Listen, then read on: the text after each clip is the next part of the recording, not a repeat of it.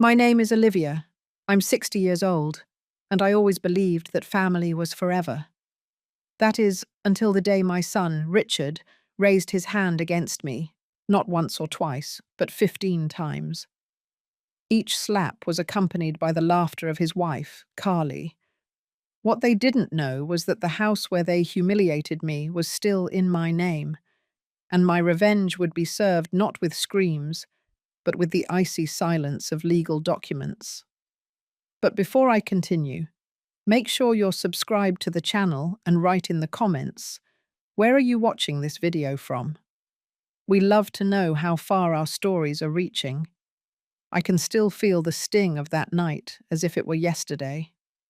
It was a normal Sunday, the kind where families get together for dinner. I had made the lasagna that Richard had loved since he was a boy, the one with extra white sauce he always requested on his birthday. As if time hadn't passed, I still saw him as my little boy, despite him being 38 years old and having acquired a tougher expression lately. Carly arrived first, with her strong perfume that always gave me a headache. She gave me that smile that never reached her eyes and put a bottle of cheap wine on the table. "For my dearest mother-in-law," she said, knowing full well that I didn't drink because of my blood pressure medication. I thanked her anyway, as I always did to keep the peace. Richard arrived half an hour later, already agitated. I could tell by the way he threw his keys on the table and his abrupt greeting. Something at work must have gone wrong, I thought. I didn't ask. I was already familiar with his fits of rage when he was contradicted. We sat at the table, and I served the meal in silence. It was then that I commented, without thinking much about it, that the kitchen faucet was leaking and needed to be fixed. "The faucet in my house, you mean?" he replied, emphasizing the word as if he needed to remind me that I lived there out of his kindness. But the truth was different. The house had been bought with the money from the sale of the apartment where I had lived for 30 years after my husband passed away. At the time, Richard had said it would be better to put everything in his name for tax reasons.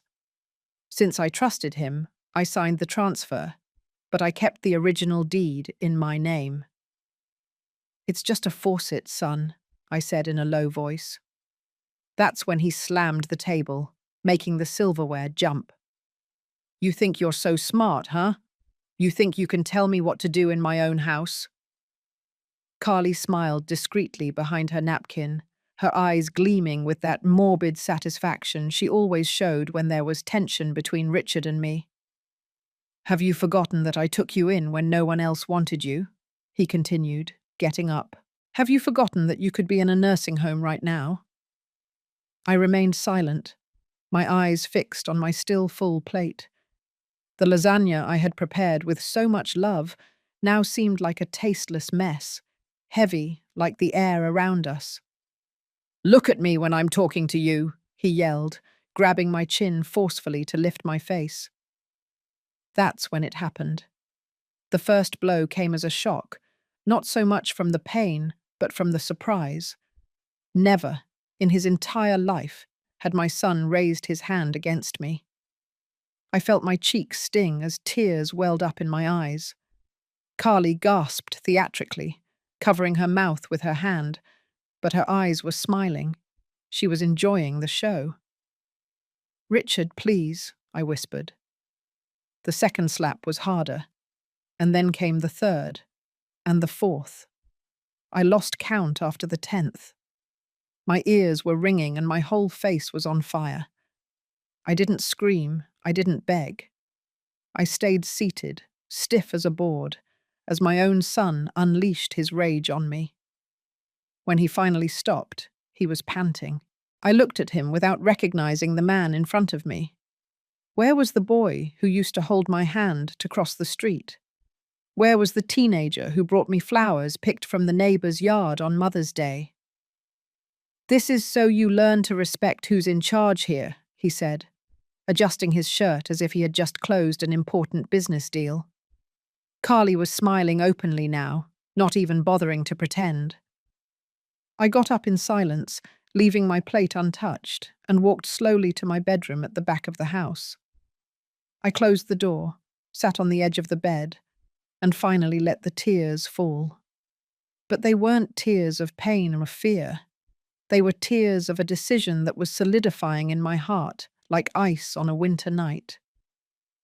As I touched my swollen face, I remembered the dresser drawer where I kept the original deed to the house, the document that proved that legally this place was still mine. Richard had convinced me to transfer the property to his name, but we never completed the legal process. He only had a private contract with no real legal value. That night, as I listened to their laughter in the living room as if nothing had happened, I took the deed out of the drawer and put it in a folder. In the morning, when they left for work, I would visit my old friend George, a retired lawyer who still had contacts in the legal field. I went to bed in my clothes, unable to sleep soundly. The hours dragged on as I planned every step of what I would do. It wouldn't be a noisy or violent revenge. It would be silent and definitive, like the ice that now occupied the place where maternal love once existed. When the sun came up, I heard Richard's footsteps in the hallway, then the sound of the shower, and finally the front door slamming shut. Carly left right after, the sound of her heels echoing through the empty house. I waited another half hour to make sure they wouldn't come back for something they'd forgotten. I put the folder with the documents in my purse, put on my warmest coat, the one Richard called a rag, and went out the back door. The day was cloudy and cold, as if the weather was conspiring with my mood. I walked 3 blocks to George's house in Georgetown. He opened the door still in his pajamas, but his expression changed when he saw my swollen face. "Olivia, my goodness, what happened to you?" "I need your help, George," I said simply, walking in as he made way for me. "I need to sell a house." George poured me a coffee as he examined the documents I had brought. His eyes went from the paper to my swollen face, connecting the dots without me needing to explain everything in detail. He was a smart man and had known my late husband. "The deed is in your name," he confirmed, adjusting his glasses. "Richard never registered the transfer with a notary. Legally, the house is still yours, Olivia." I felt a cold relief wash over my body. "So I can sell it?" "Yes, you can," George replied, putting the cup on the table. "But are you sure about this? He's your son, after all." I lightly touched my swollen cheek. A son who did this in my own house, in front of his wife who laughed at me. "I'm sure, George." He nodded gravely. "I know a couple looking for a house in that area, in Lomas of the capital," he said. "They can pay with cash and close the deal quickly if that's what you want." "It's exactly what I want," I replied. "I want everything to be done while they're at work. I want Richard to come home today and find strangers living there." George hesitated. "Olivia, this is just," I completed. "It's just, George. I'm not asking for anything more than what rightfully belongs to me." He didn't argue anymore. Instead, he picked up the phone and started making calls, first to the interested couple, then to a notary friend of his in Polanco, then to a moving company. As I watched him organize everything, I felt a sense of lightness for the first time in years. Before noon, I was signing the sale papers at a notary's office in downtown New York City. The buyer couple, the Millers, seemed kind and excited about the sudden purchase. They didn't ask about the strange circumstances, perhaps because the discount on the price was too attractive to ask questions. "You can move in today," I said as I handed them the keys. "The house is furnished, but you can do whatever you want with the furniture. I don't want anything from that place." Mrs. Miller took my hands in hers. "Thank you for selling us your house. We've always dreamed of living in this neighborhood." I didn't have the courage to tell her that this place was no longer a dream for me, but a nightmare. I just smiled and wished them happiness. George walked with me to the bank to deposit the money from the sale. What are you going to do now, Olivia? Where are you going to live? I have a friend in San Francisco who always offered me a room. I'll stay with her for a while until I decide what to do with the money. Maybe I'll buy a small apartment for myself. In reality, I already knew exactly what I would do. Part of the money would be donated to an institution that housed women who were victims of domestic violence. The rest would buy a small ranch outside of Austin, Texas, where I could have the peace I so deserved after decades of taking care of others. As we walked, George suddenly stopped. Olivia, aren't you going to get your personal things? Clothes, documents, photos? I shook my head. I already took what was essential last night. The rest are just things. I can buy others. The truth was, I didn't want anything that reminded me of that life, not even the photos of Richard as a boy. The boy who smiled in the photographs had died a long time ago, replaced by the man who raised a hand against his own mother. By noon, the moving trucks were already at the house, loading the miller's furniture. George had explained the situation to them, asking for discretion. They agreed to finish the move before 6 o'clock in the afternoon, the time Richard normally came home from work. I didn't go there to watch. I didn't want to see that house ever again. Instead, I took a taxi to the bus terminal in Los Angeles and bought a ticket to San Francisco. While waiting for the bus, I sent a message to my friend Helen, letting her know I was on my way. "Did something happen, Olivia?" she replied almost immediately. "I'll tell you when I get there," I typed. But yes, a lot happened. As I sat on the waiting bench, I imagined Richard coming home, putting his key in the lock only to find it no longer worked. I visualized his face as he found strangers in his living room, the panic in his eyes as he realized he no longer had a place to call his own. Should I feel guilty? Maybe. But every time that guilt threatened to surface, I touched my face, still sore, and remembered Carly's laughter. No, there was no room for guilt, only for the cold justice that I had served. The bus arrived and I boarded with only a small suitcase containing a few changes of clothes and the now cancelled deed to the house. When the engine started and we began to pull away from the city, I felt as if an enormous weight had been lifted from my shoulders. My phone started ringing incessantly 2 hours later. Richard, Carly. Richard again. I could imagine the chaos they were experiencing. I turned off the phone and looked out the window, watching the landscape gradually change from urban to rural. Helen was waiting for me at the San Francisco terminal with a tight hug. Seeing my face, she gasped. "My God, Olivia, who did this to you?" "My son," I replied simply, finally allowing myself to cry in the arms of my friend of decades. "But it's over now." She took me to her house on the outskirts of the small city, a cozy place with a view of the mountains that seemed to embrace the horizon. We sat on her balcony with cups of hot tea while I told her everything that had happened. "You sold the house while they were at work?" Helen asked, incredulous. I nodded. The house was mine. It always was. Richard just believed it was his. Helen shook her head, impressed. "And now, what are you going to do?" I looked at the mountains in the distance, feeling a peace I hadn't experienced in years. "I'm going to start over, Helen. At 60 years old, I'm going to start over." That night, I briefly turned on my phone to check my bank account and found dozens of messages and missed calls. Most were from Richard, alternating between desperate pleas and furious threats. Some were from Carly, accusing me of having ruined their lives. There were also messages from unknown numbers, probably lawyers they had hired in a hurry. One message, in particular, caught my attention. It was from George. "It's done, Olivia. The Millers are already settled and changed the locks. Richard showed up screaming, but they called the police. Everything is legally protected. Rest in peace. It wasn't a rest in peace of death, but of life. A new life that I would build from the ashes of the old one. I turned off the phone again and looked at the stars that dotted the San Francisco sky.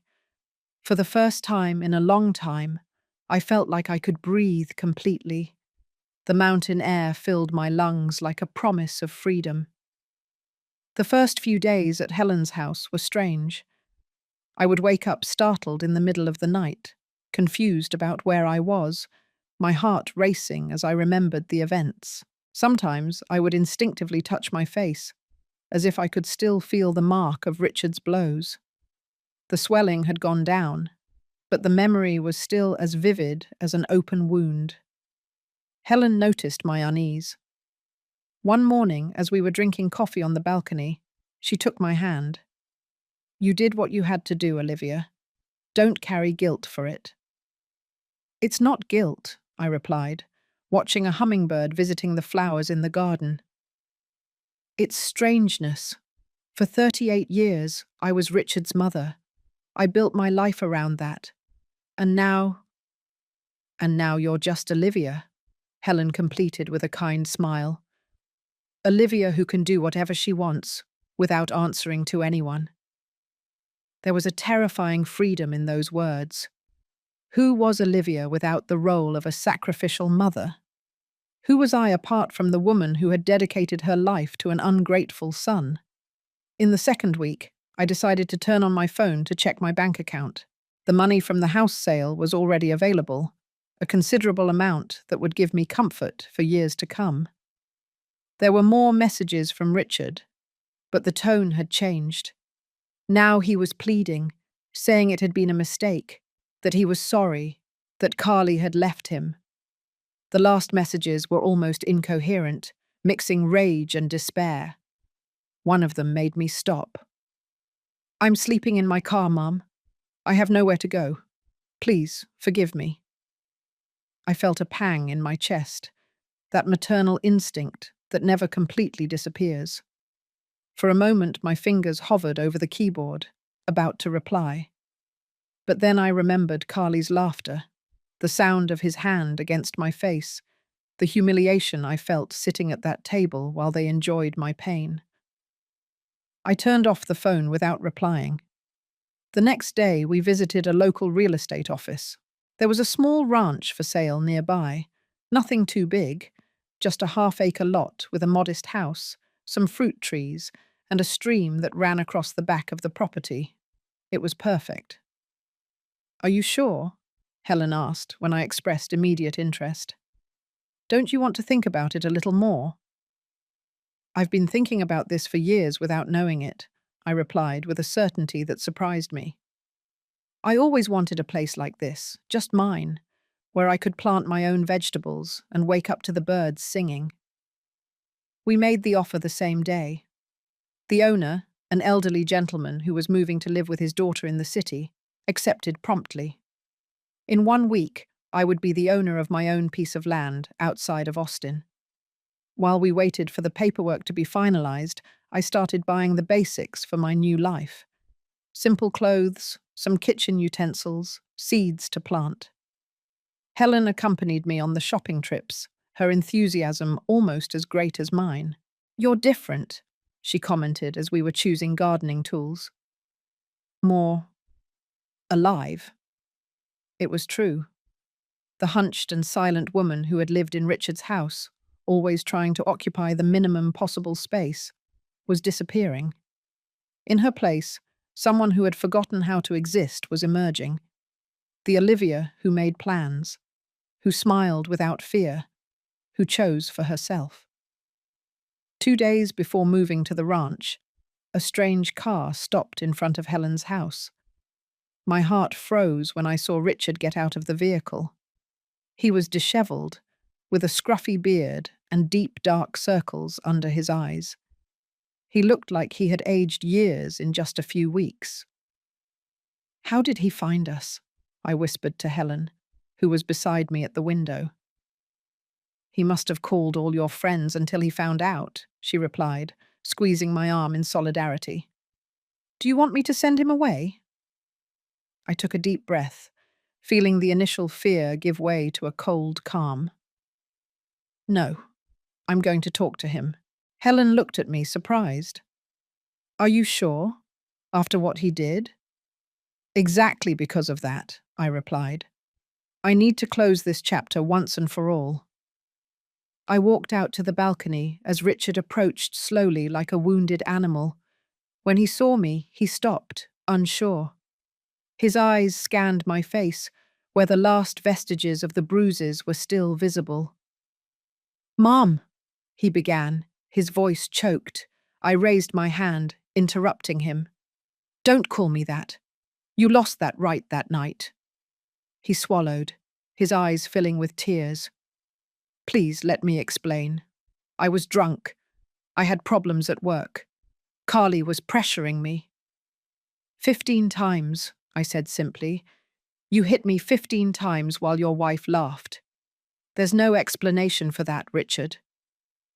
He fell to his knees on the stone path, sobbing now. I lost everything, Mom. Carly left me. I'm sleeping in my car. My friends aren't answering my calls. Nobody wants to help me. I watched him there, broken. The son I had raised, who I had rocked in my arms when he had a fever, for whom I had sewn superhero costumes, whom I had taught to ride a bicycle. Now reduced to a broken man, begging not for forgiveness, but for convenience. What do you want, Richard? I asked, my voice softer now, but no less firm. I want to go back, he sobbed. I want my life back. Please, tell the new owners it was a mistake, that you couldn't sell the house. And there it was. It wasn't true repentance. It was just desperation to get back his lost comfort. Not once did he mention my pain, my humiliation. Everything came down to what he had lost. I can't do that, I replied calmly. And even if I could, I wouldn't. The house is gone, Richard. Your old life is gone. He lifted his face, contorted by crying. What am I going to do? Where am I going to live? You're 38 years old. You have a job and your health. You're going to do what many people do. Start over, rent a small place, save, rebuild. Alone? He asked, his voice almost childlike. Yes, alone. Just like I'm doing at 60. Richard slowly got up, wiping his face with his sleeve. Something changed in his expression, the plea giving way to a contained rage. You have no heart. A real mother would never do this to her own son. That might have hurt me weeks ago, but now it just confirmed that I had made the right decision. A real son would never do what you did. Goodbye, Richard. I turned to go inside, but his words stopped me. This isn't over. I'm going to sue you. I'm going to prove that you were sick when you signed those papers. I'm going to get back what's mine. I looked at him over my shoulder, feeling only a deep sadness. The house was never yours, Richard. That was your mistake from the beginning. I went inside and closed the door, listening to his screams turn into increasingly desperate threats. Helen hugged me in silence as we listened to the car pull away with a rough start, tires squealing on the asphalt. Are you okay? She asked after a while. Surprisingly, I was. The encounter I had feared so much had happened, and instead of breaking me, it had confirmed my strength. Richard wasn't sorry for what he had done. He was just desperate for what he had lost. I'm better than I imagined, I replied honestly. That night I got a call from George. Olivia, Richard came to see me. He's threatening to file a lawsuit. It's no use, is it? I asked, feeling a slight tremor of worry. Absolutely none, George guaranteed. The house was legally in your name. You were in full possession of your mental faculties when you sold it, and we have witnesses to the assault if necessary. He's just bluffing out of desperation. Thanks, George, for everything. Just be careful, Olivia. Desperate people can do unthinkable things. After the call, I thought about George's words. Richard was hurt and humiliated, a dangerous combination for someone who had already shown a capacity for violence. But I wouldn't live in fear. Not anymore. The move to the ranch happened on a sunny Thursday morning. The place was even more beautiful than I remembered. The small but cozy house, the sloping land that descended gently to the stream, the fruit trees laden with flowers that promised abundance in the coming months. Helen insisted on spending the first few days with me, helping to organize the few pieces of furniture I had bought and planting the first seeds in the vegetable garden we improvised.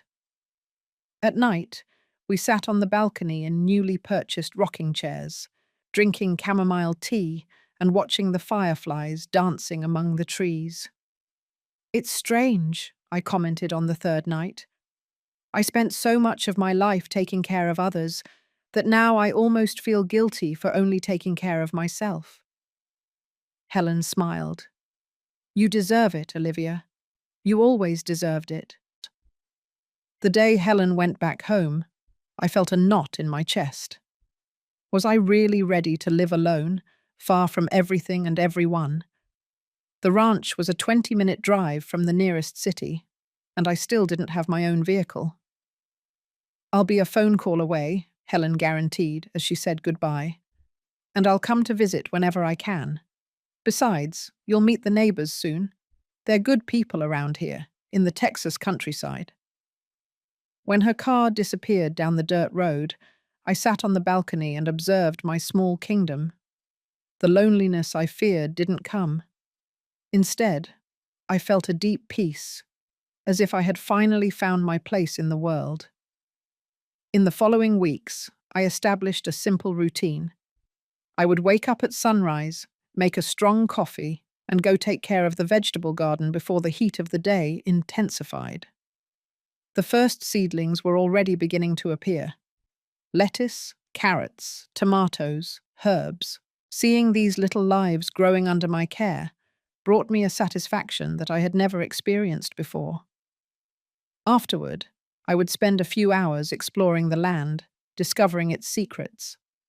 I found an old mango tree hidden among other trees, a small stone bench near the stream that the previous owner must have built, and even a hummingbird nest in a flowering bush near the kitchen window. In the afternoons, I read the books I had always wanted to read but never had time for. Novels, biographies, books on gardening and cooking. Or I would just sit on the balcony with my notebook, writing thoughts, memories, plans for the future. It was like rediscovering a version of myself that had been silenced for decades. The closest neighbors, the Johnsons, came to introduce themselves after a week. They were a retired couple who grew coffee on a larger ranch a mile away. They brought homemade bread and a jar of muscadine jam as a welcome gift. "If you need anything, just holler," Mr. Johnson said with a kind smile. "Out here, we look out for each other." His wife invited me to a Sunday lunch where I met other neighbors from the area. Simple, genuine people who welcomed me without asking questions about my past. It was refreshing to just be Ms. Olivia from the new ranch instead of Richard's mum or the lady who was assaulted by her son. One afternoon, as I was picking some herbs for dinner, I heard the sound of a car approaching. My heart instantly raced. Could it be Richard? Had he found my address? I dropped the basket of herbs and ran inside the house, peeking nervously through the window. It was just the mail carrier, delivering a package that Helen had sent, flower seeds we couldn't find in the area. I breathed a sigh of relief, but I realized that the fear was still there, hidden beneath the surface of my new life. That night, sitting on the balcony with a cup of tea, I reflected on that fear. I had rebuilt my life, found peace, and even a new community that welcomed me. But I was still scared by the sound of an unfamiliar car. Did Richard still have that power over me? I decided I wouldn't allow that. The next morning, I called George. I need to know how he is, I said bluntly, not out of maternal concern, but for my own peace of mind. George was silent for a moment. He dropped the lawsuit, Olivia. He consulted some lawyers, and they all said the same thing. It was a lost cause. From what I know, he rented a small apartment in a suburb of Houston and is trying to get his life together. And Carly? She went back to her parents in Chicago, from what I heard. It seems the marriage was already on its last leg before this incident. The loss of the house was just the final push. I absorbed that information in silence. Richard was moving on, rebuilding his life just as I had told him he would. For some reason, this brought me relief, not because I was worried about his well-being, but because it meant he had less reason to try and find me. Thanks, George. That's what I needed to know. Olivia, he said before I hung up, are you happy there? The question caught me by surprise. Happy? It was a word I hadn't used in so long that I had almost forgotten its meaning. I'm at peace, I replied finally. And I think, for me, that is happiness. As the months passed, my small ranch flourished. The vegetable garden already produced enough vegetables not only for my own consumption, but also to trade with the neighbors for other items. Fresh eggs, homemade bread, milk. The fruit trees began to bear their first fruits, and I learned to make jams and preserves with Mrs. Johnson. I bought some hens for fresh eggs and a dog, a caramel-colored mutt who showed up on the road one day and decided my yard would be his new home. I named him Popcorn, because he would jump with joy whenever he saw me coming with his food. One morning, I had an unexpected visitor. It was Helen, accompanied by an elderly woman I didn't recognize at first. Olivia, this is Matilda, Helen introduced. She runs the shelter for battered women in Austin. Only then did I remember. I had donated a considerable portion of the money from the house sale to that institution without revealing my identity. Matilda took my hands in hers. I came personally to thank you. Your donation allowed us to fix the leaking roof and buy new beds for the children. A lump formed in my throat. You don't have to thank me. I just hope it helps other women find the strength that took me so long to find. You are an example for all of us, Matilda said with teary eyes. Helen told me your story. What you did takes a courage that few have. I didn't consider myself brave. I had only done what was necessary to survive. But seeing the gratitude in that woman's eyes, I realized that my story could mean something to other people besides myself. That same day, after the visitors left, I sat down at my kitchen table and started writing. Not a simple entry in my diary, but the beginning of a book. My story, told not with rage or bitterness, but as a testimony that it's never too late to start over, to demand respect, to find peace. I wrote every night for weeks, the words flowing like the stream that ran through my property, sometimes calm, sometimes turbulent, but always moving forward. I wrote about the blows, about the investigation, about the sale of the house, about my rebirth on the ranch. I wrote without reservation, putting on paper pains I had never shared with anyone. When I finished the manuscript, I sent it to Helen, who showed it to a friend who worked at a small publishing house. To my surprise, they were interested in publishing it. Your story can help other women find their own strength, the editor said over the phone. Especially older women who believe they are trapped in abusive situations. The launch of the book, starting over at 60, took place at a small bookstore in the city 6 months later. I was nervous, unsure if I had done the right thing by exposing my life so openly. What if Richard read it? What if he tried to stop me? But when I saw the room full of women, some young, some middle-aged, many older like me, I realized that my story no longer belonged only to me. It was a beacon for others who were still lost in the darkness that I knew so well. "How did you find the courage?" a woman asked during the signing session, her trembling hands holding my book. I thought for a moment before answering. It wasn't courage I found first. It was dignity. The courage came later, when I realized I deserved more than I was getting. She nodded with tears in her eyes and whispered a thank you that carried the weight of decades of silence. At the end of the event, when the bookstore was almost empty, I noticed a man standing near the door.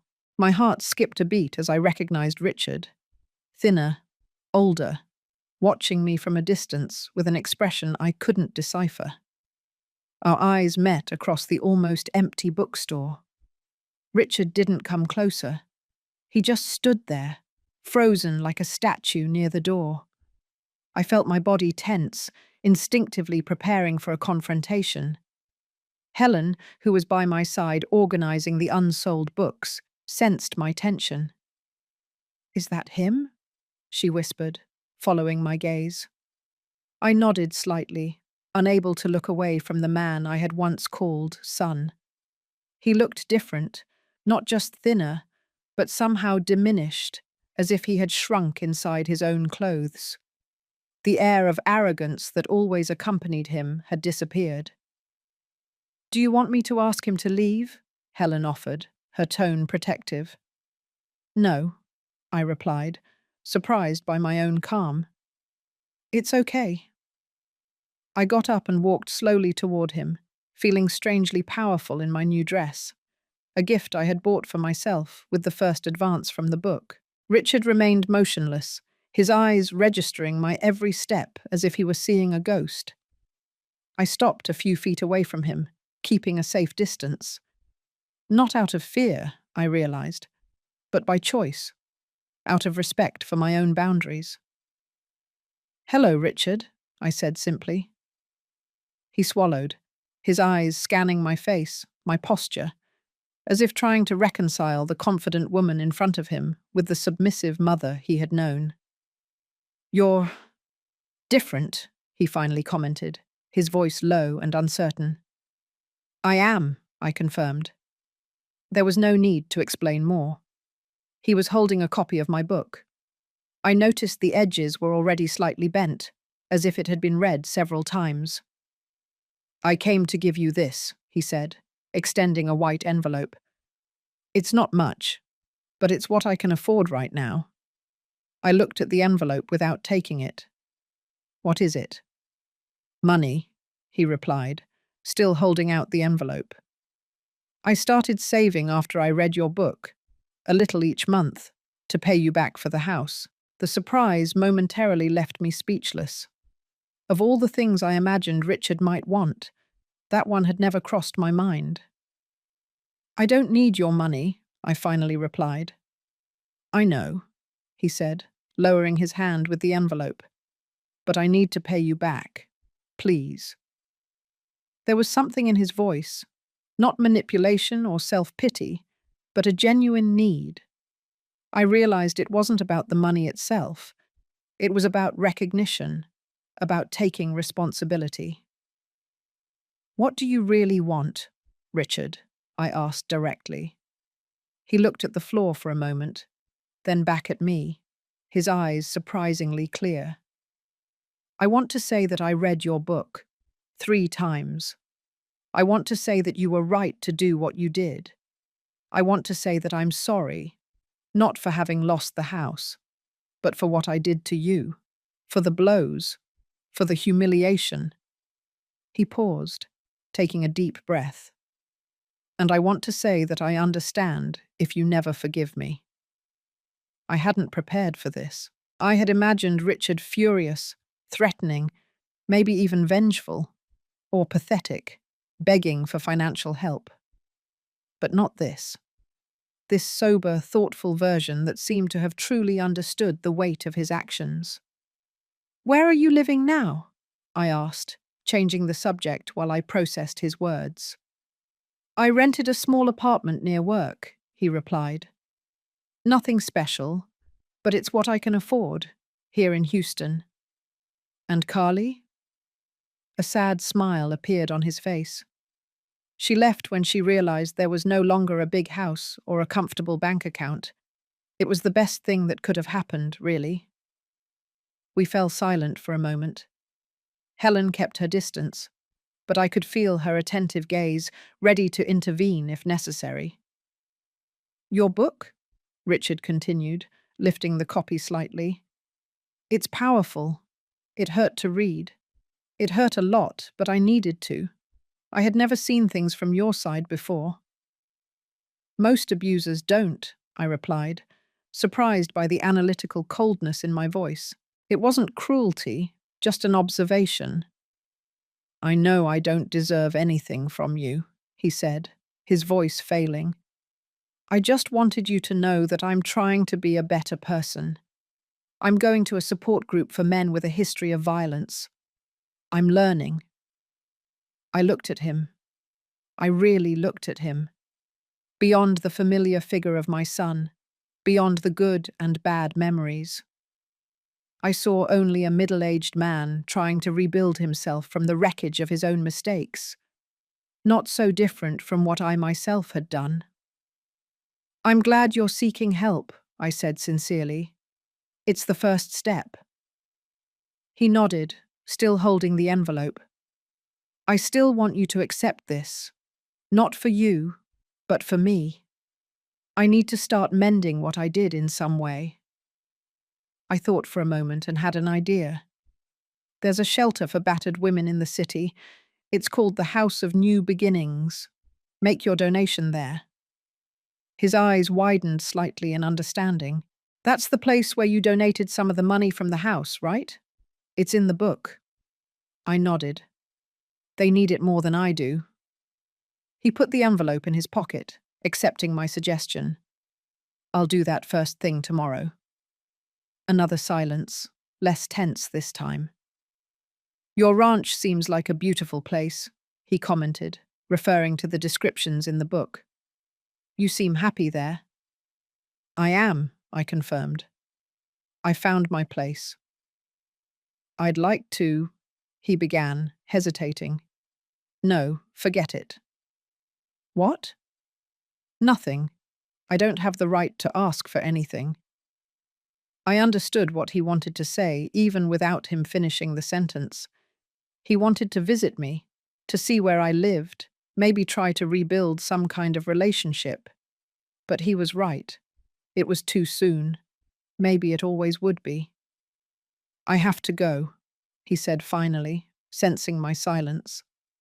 I just wanted to see you and tell you this personally. Your book is going to help a lot of people. You're stronger than I ever imagined. It was the most sincere thing Richard had ever said to me in his entire adult life. Not a manipulation or a flattery to get something in return. Just a simple truth, offered without expectations. Thanks for coming, I replied, surprising us both. And good luck with your recovery. He nodded, a barely perceptible movement, and then turned to leave. At the door, he stopped and looked back one last time. Mum, Olivia, I'm truly sorry. And then he was gone, leaving only the sound of the bookstore's door chime tinkling softly behind him. Helen came over immediately. Are you okay? What did he want? I took a deep breath, feeling a strange mix of emotions I couldn't name. It wasn't forgiveness. It was too soon for that. It wasn't reconciliation. Some bridges, once burned, can't be rebuilt. It was something more subtle, more complex. He wanted to acknowledge what he did, I finally replied. And I think he also needed to see that I'm okay. And are you? Helen asked, searching my face for signs of disturbance. I thought about my current life, the peaceful ranch with the murmuring stream, the hens happily scratching in the yard, Popcorn, who greeted me every morning with boundless enthusiasm, the shared meals with the neighbours, The quiet nights, writing by the light of a table lamp. I'm better than I've ever been, I answered honestly. That night, back at the ranch, I sat on the balcony with a cup of tea and watched the stars. Popcorn was sleeping at my feet, snoring softly. The meeting with Richard had stirred up feelings I thought I had buried, but not in the way I feared. I realized that I didn't hate my son. I didn't love him like I used to either. That love had been burned along with my dignity that fateful night. What I felt was something closer to distant compassion, the kind of feeling you have for a stranger trying to fix their life after a big mistake. I took my notebook and started writing, not for a new book, but for myself. I wrote about the encounter, about the words we exchanged, about the diminished man Richard had become. I wrote about the strange sense of closure that conversation had brought. When I finished, I closed the notebook and breathed in the pure night air. The scent of jasmine blooming near the balcony filled my lungs. I was at peace, not because of Richard's repentance, but in spite of it. My happiness no longer depended on his approval, his love, or his recognition. It was entirely my own. Spring came to the ranch with an explosion of colors and scents. The muscadine tree near the house was filled with bright, dark berries. The orange trees were filled with fragrant white flowers, and the vegetable garden was thriving with lush greens. I woke up every day to the sound of birds singing and fell asleep to the croaking of frogs by the stream. My book had gained unexpected attention. I started receiving letters from readers, mostly older women who, like me, had endured abuse for years, convinced that it was too late to change. Some wrote that my story had given them the courage to leave toxic relationships. Others had confronted adult children who mistreated them. Each letter filled me with an emotion I had never experienced before, a sense of a greater purpose that transcended my own journey. One morning, I received a call from Matilda, the director of the women's shelter. "Olivia, we have a delicate situation here. A 72-year-old woman arrived yesterday after running away from her son, who was keeping her practically under house arrest. She's very frail and scared. She read your book and insists on talking to you. I know it's a lot to ask, but—" "I'll be there today," I replied without hesitation. I asked for a ride from Mr. Johnson, who was going to the city that afternoon. The shelter was in a renovated old mansion with a welcoming garden at the entrance. Matilda met me at the door with a hug. "She's in the back room," she explained as she guided me through the hallways. "Her name is Eleanor. She was a teacher before she retired. Her son took complete control of her pension and isolated her from all her friends. She escaped when he went to work." We stopped in front of a simple door, painted a soft yellow. Matilda knocked lightly. "Miss Eleanor, Olivia is here to see you." I entered the modest but comfortable room alone. Sitting in an armchair near the window was a small, frail woman with carefully styled white hair. Her bony hands held my book, the pages visibly worn from so many readings. When she saw me, her eyes lit up. "Is that really you, the author?" I smiled, sitting in the chair beside her. "It's me. Matilda told me you wanted to meet me." She took my hands with surprising strength. "Your book saved my life, you know. I would read it in secret when August was out. Each page gave me a little more courage."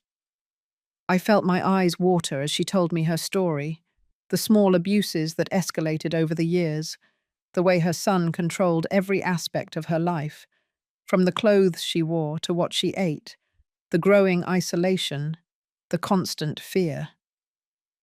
When I read about how you sold the house and rebuilt your life, I thought, if she could do it at 60, I can do it at 72, Eleanor said, her eyes shining with newfound determination. Yesterday, I finally got the courage. I only took my documents and a change of clothes. I walked 4 blocks until I found a taxi. The driver brought me straight here. "You were very brave," I said sincerely. She shook her head. Not as much as you. I just ran away. You confronted. You made him pay for what he did. Each of us finds our own path to freedom, I replied. The important thing is to take the first step. We spent the afternoon talking. Eleanor had been a literature teacher for 40 years, before her son convinced her to sell her house and live with him after her husband's death. What started as a seemingly normal arrangement soon turned into absolute control. The money from the sale of my house disappeared, she said. August said he was investing for me, but I never saw a dime. When I started to question him, he got aggressive. First, it was just yelling, then pushing, until one day he locked me in the room for calling a former co-worker. It was a story I knew all too well, not just from my own experience, but from the dozens of letters I had received since the book's publication. The pattern was always the same: isolation, financial control, intimidation, violence. What are you going to do now? I asked. A determined smile appeared on her wrinkled face. I'm going to sue August to get my money back. Matilda already put me in touch with a lawyer who works pro bono for the shelter. And after that, well, I've always wanted to live by the sea, maybe in San Diego. Before I left, I promised to visit her again and keep in touch. I gave her my phone number and the address of the ranch, saying she would be welcome whenever she was ready for a visit. You gave me more than a book, she said as she said goodbye. You gave me a future. On the way back to the ranch, sitting in Mr. Johnson's car, I was silent, reflecting on the meeting. I had entered Eleanor's life through the pages of a book, and somehow that had changed the course of her existence. It was a responsibility I had never imagined. Everything okay, Miss Olivia? Mr. Johnson asked, noticing my silence. Yes, I replied, looking out the window at the mountains that were getting closer, announcing the proximity of home. Just thinking about how life comes full circle. The visits to the shelter became regular. Once a month, I would go to the city of Austin to talk with the women who sought refuge there. Not just Eleanor, but others who arrived with equally painful stories. I didn't consider myself a counselor or a therapist, just someone who could say, I understand, and truly mean it. In time, Matilda suggested that I formalize these visits as a support group. Women open up to you in a different way, she explained. You represent a real possibility of starting over, especially for the older ones. That's how Starting Together was born, a group that met every 2 weeks at the shelter. There, women of all ages shared their stories, their fears, their small victories. I just moderated, offering my own experience when it seemed helpful. In one of those meetings, a young woman in her 20s asked a question that caught me off guard. Ms. Olivia, did you forgive your son? The room fell silent. It was a question they all wanted to ask, but no one had had the courage. I thought about the encounter with Richard at the bookstore, about the letters he had sent afterward. Respectful letters, without demands, just updates on his life and his progress in therapy. Letters that I read, but rarely answered. I don't know if forgiveness is the right word, I replied honestly. I understand that he is trying to change. I accept his apologies as genuine. But some breaks are permanent. What we had no longer exists and will never exist in the same way. But do you still consider him your son? The young woman insisted. I took a deep breath. Richard will always be my son biologically, but our relationship, if we ever have one again, will be completely different. Based on mutual respect and clear boundaries, not on family obligations or automatic forgiveness. And is that enough for you? I looked out the window, toward the shelter garden where some children were playing, sons and daughters of women who had found the courage to break cycles of violence. It's more than enough, I replied. Because my happiness no longer depends on him, it only depends on me.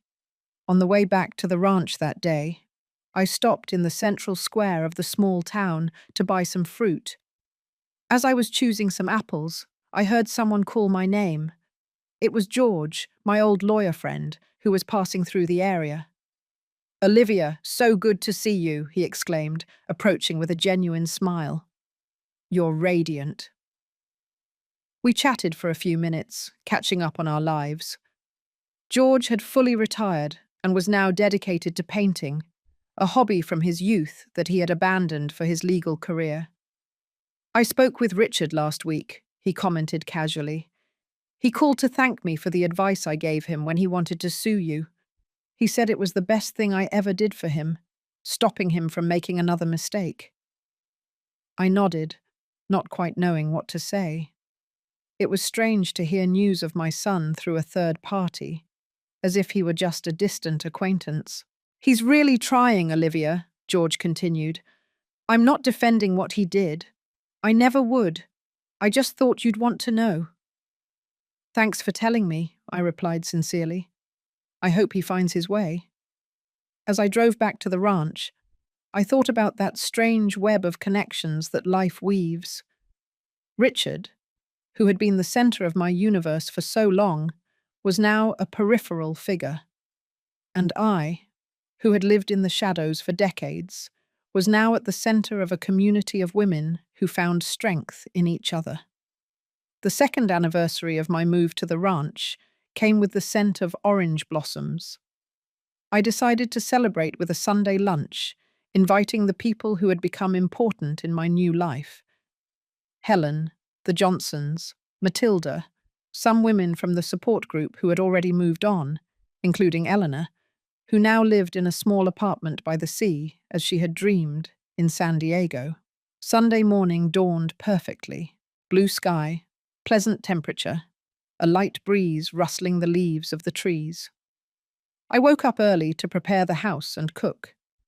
I had planned a simple but cozy menu: rice, beans, a ranch hen in sauce with potatoes from my garden, fresh leaf salad, and for dessert, a corn cake with anise that my mother used to make. As I cooked, Popcorn dozed lazily near the stove, occasionally opening one eye to check if any food would accidentally fall for him. The house was spotless, not luxurious, but cozy and genuinely mine. On the walls, I had framed some watercolors that I had started painting in recent months, encouraged by Helen. They weren't masterpieces, but they captured the simple beauty of my little paradise. The stream, the trees, the sunrise viewed from the balcony. The guests started arriving around noon. Helen was the first, bringing a lemon pie as her contribution. The Johnsons came right after with a bottle of the special coffee they produced. Matilda arrived with two women from the shelter whom I didn't know yet, introducing them with affection. Eleanor appeared accompanied by a childhood friend she had reconnected with after decades of forced separation. We set up a large table on the balcony, covering it with a colourful embroidered tablecloth I had bought at the city market. Conversations flowed naturally, laughter echoed across the property, and stories were shared without hurry.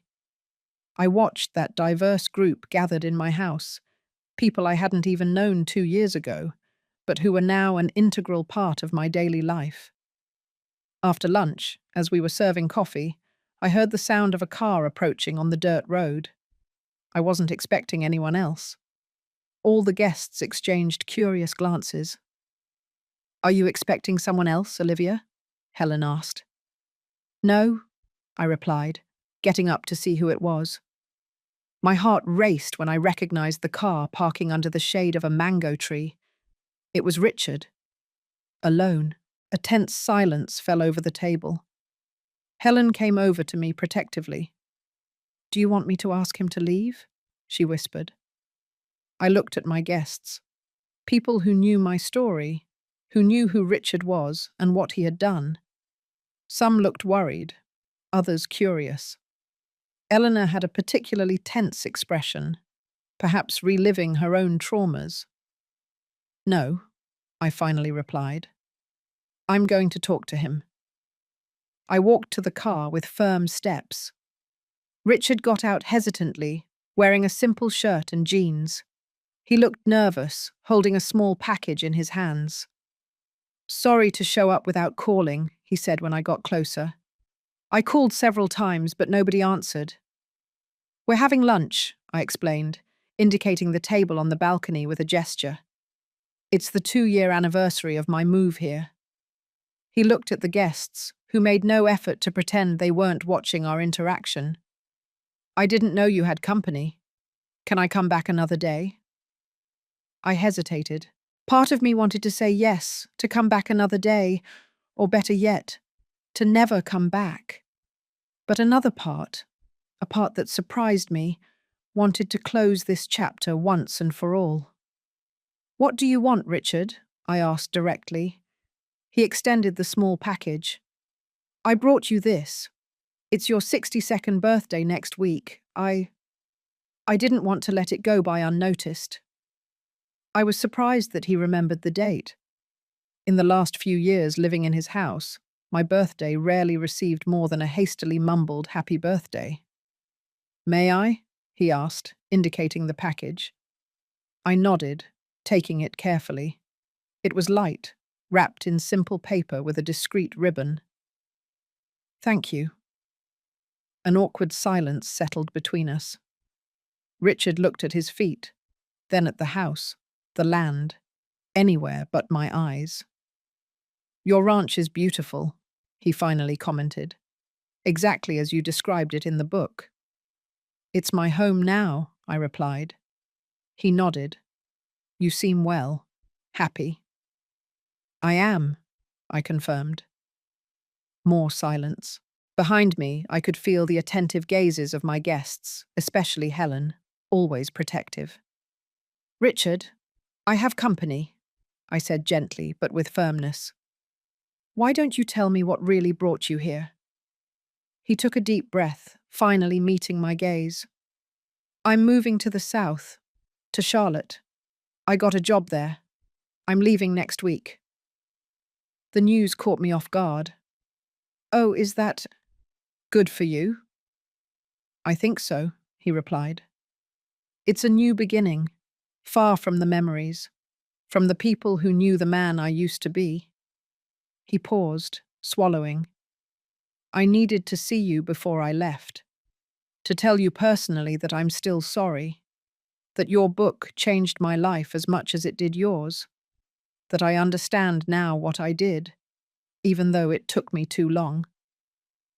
His words were sincere, I realized. There was no manipulation or self-pity in them, just the raw simplicity of truth. "I hope you find what you're looking for there," I replied honestly. Richard looked at the balcony, where my friends were trying to hide their attentive observation. "You built a beautiful life here, new people, a new purpose," he said with a sad smile. "I'm happy for you, really." At that moment, I felt something change inside me. It wasn't forgiveness. Some wounds are too deep to heal completely. It was more like letting go of a burden I didn't even know I was still carrying. Richard no longer had power over my happiness or my peace. He was just a person from my past who was following his path, just as I had followed mine. "Thanks for coming to say goodbye," I said. "And good luck in Charlotte." He nodded, seeming to understand that this was the closure we both needed. No emotional hugs, no promises of reconciliation, just a mutual and respectful acknowledgement of our separate paths. "Goodbye, Olivia," he said, using my name instead of Mum. A small gesture that showed understanding of the new boundaries. "Goodbye, Richard." He got in the car and slowly drove away down the dirt road, kicking up a small cloud of dust behind him. I stood there, watching until the vehicle disappeared around the bend. The small gift was still in my hands. When I returned to the balcony, everyone was looking at me with expressions that varied from concern to curiosity. Helen was the first to speak. "Are you okay?"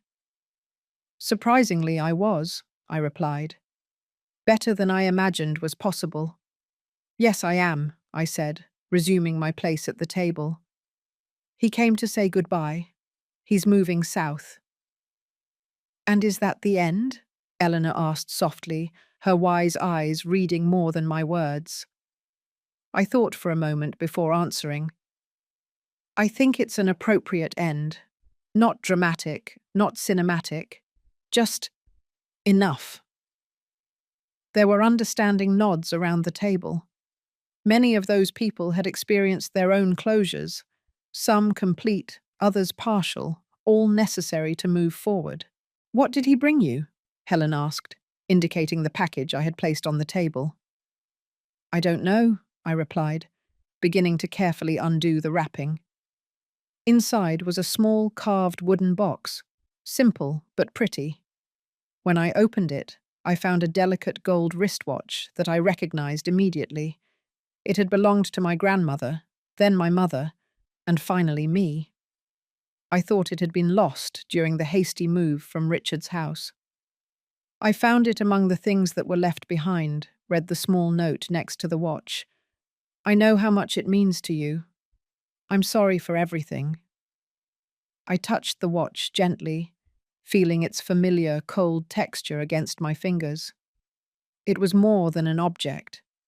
It was a piece of my history, a connection to the strong women who came before me, women whose lives I never knew completely, whose struggles probably resembled mine in ways I would never know. It was my grandmother's, I explained to the guests. I thought I had lost it forever. How nice that it came back to you, Mrs. Johnson commented gently. I put the watch on my wrist where it belonged. In a way, it was symbolic. The time that had been interrupted was now flowing again, marking not just hours and minutes, but also the continuity of life, with all its imperfect breaks and repairs. The rest of the afternoon passed in a lighter atmosphere. Richard's unexpected visit, instead of ruining the celebration, had added a note of closure that I didn't even know I needed. The conversation started flowing again, the laughter returned, and when the sun began to set, colouring the sky in shades of orange and pink, I felt a completeness that I couldn't explain.